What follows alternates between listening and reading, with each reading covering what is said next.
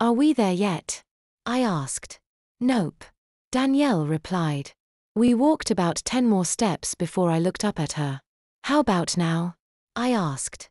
Danielle stopped walking and looked down at me, hands on her hips. Are you going to ask that every 10 steps? She asked with a mock seriousness. I paused before smiling back up to her. Maybe, I answered. The two of us had a brief staring contest before Danielle sighed gently and began walking again. I shrugged my shoulders and ran after her, my small legs flailing around to catch up. Danielle walked behind one of the many pastel-colored houses that lined the main street of Disney. She swiped her ID card at another door that was off the beaten path and ushered me inside. I took a few steps inside and felt my mouth drop when I realized where I was. The girls' locker room. But the only people inside were Danielle and I. All right, just wait here on the bench while I go change into some more comfortable clothes, Danielle said to me, unlocking a padlock on a small locker and grabbing a few clothes.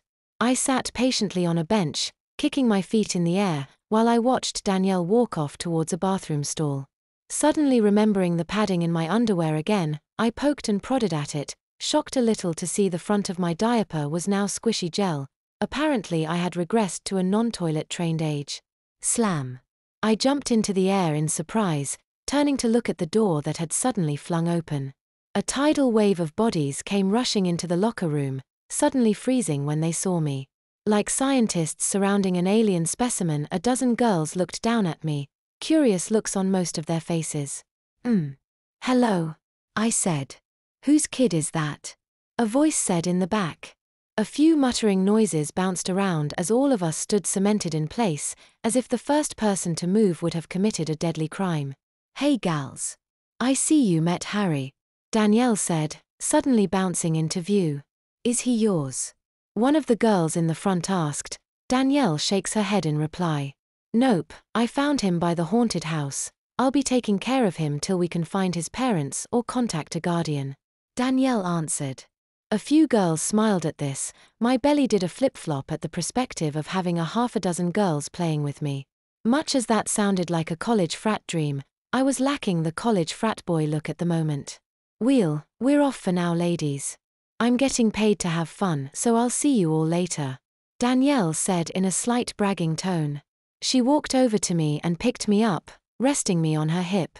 Some of the girls broke off and headed to their lockers to change into or out of work clothes.